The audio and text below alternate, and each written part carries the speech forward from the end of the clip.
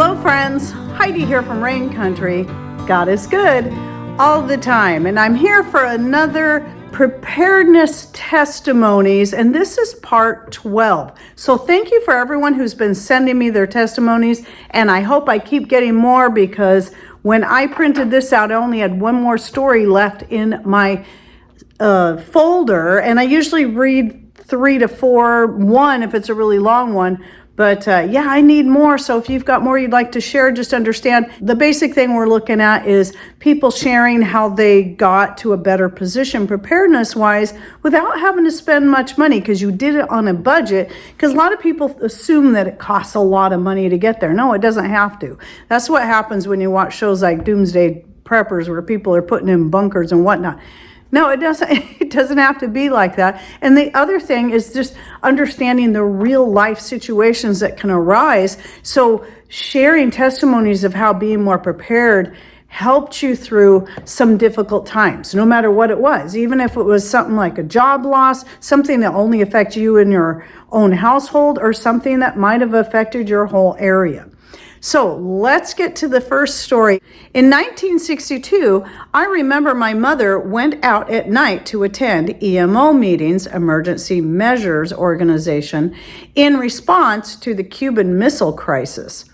She came home with pamphlets of fallout shelters and storing food. Although my parents had never constructed a fallout shelter, my mom collected extra cans of food plus water bath certain fruits and jams and stored them in the cool basement. When we moved to another house a few years later, we had a cold cellar room. They built a couple of shelves for the canned food, and on the floor, my dad built a sandbox. In the fall, we put the potatoes and carrots in the sandbox and covered it up with more sand to protect it from possible extreme cold temperatures. Whenever my mom cooked dinner in the winter and needed either potatoes or carrots, we went to the cold cellar and dug out what was needed. The potatoes and carrots lasted all winter long. By the spring, potatoes would have a few eyes growing on them, but the potatoes were still good to eat. Right.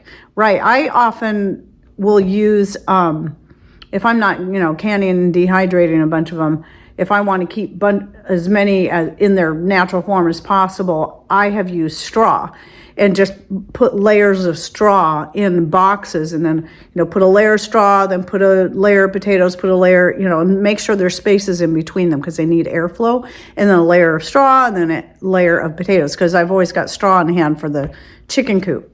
Now that I'm older, I remember those early days in my life, and I too have stored extra food. It saves having to go to the store every day and saves in gas. See, that's one of my favorite things about having food store on hand. I don't have to run to the store. I can just go, gee, what do I want to make for dinner? And just plan around what I've got, which is plenty. I often buy food when it is on sale and buy extra. In 2020, at age 72, I bought a pressure canner and canning books and taught myself how to can by watching YouTube videos. In January 2021, I bought a dehydrator to store food for long term. I have lots of jugs of water, recent and old purchases. The old water will still be good for washing dishes and our bodies. I have an emergency kit of bandages and antiseptic creams, matches, string, duct tape, etc., and camping equipment. I have all my important documents in one place for easy access if I have to leave the house ASAP. That's something I don't mention. I forget to bring this up, but for us, I keep the really important documents that we have for like identification and whatnot. I actually keep them in a water and fireproof safe that I can just grab and go. That way, if maybe we're gone and the house catches on fire, at least that stuff will stay protected, but then I can still grab it and go in the case of an emergency. Also, I have kept up on important skills such as cooking from scratch and sewing. I was shocked to hear that my granddaughter's boyfriend threw away his jeans when they had a rip in them. Yeah, it's a little surprising. One day he asked if I could mend 2 pairs of his jeans. The rips were along the buttock seam and the back pocket corners. I very easily mended them. Didn't take long, and the outcome was barely noticeable. His mother never mended his jeans, and he previously used to throw away ripped jeans. If I didn't mend the 2 pairs of jeans, he would have thrown them away. What a waste of money. Knowing how to sew and how to mend can certainly save money. I have repaired some of Patrick's ripped jeans, but usually when they get to that point, mending them will just cause them to tear in another place. So what I do with old jeans, so my sons and my husband, I get all of their old jeans, and they still donate their stuff to me, even they don't live here anymore, my boys. And then I use those for making quilts. You can make it's easy to do. I can leave all the pockets and cool things in places because it adds more interest, adds more layers, as I talked about for the freezer quilt that I made. And yeah, that's another thing you can do. There's a lot of things you can do with old jeans. Preparedness doesn't happen overnight. Learning new skills helps, but preparedness starts slow. Absolutely. So that's the thing, is people, when they first start getting into this, they feel in this rush and they get in a panic mode, like they have to know it all and do it all and have it all at once. But if you get yourself in a panic mode, you're not really going to help yourself. You're better to do just what you can, take it little bites at a time, and then just move forward. That's how you need to look at it, just like with anything else in life. I mean, you weren't born walking and talking and working a full-time job. These all took time. Next testimony. I have thought for a while now about sharing my preparedness testimony with you, but I've always thought it was never inspirational enough to share. I think we all feel that way about things, but every story, every person's story has something somebody can get something from. But since I saw your last video asking for more testimonials, I decided to send you mine.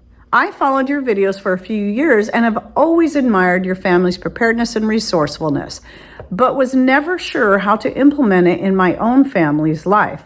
However, I saw one of your testimonial videos from a mother who has a special need child and is on food stamps. She described where she was taking a little extra every month and adding it to her pantry. That might have been the very first one, the one that really just kind of kicked off this whole idea of me doing this series.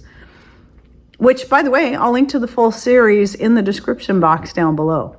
This inspired me to do the same since we are on WIC. I first started taking the dried beans we got a month and vacuum sealing it or canning it up so it'd be more readily available to use.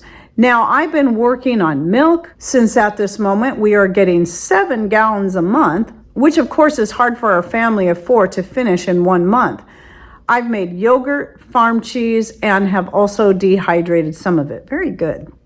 I've been canning a few years now and have finally gained enough confidence to try and water bath can everything. So now I've been putting up the milk in quart jars. WIC also provides frozen fruits and vegetables as well as fresh ones.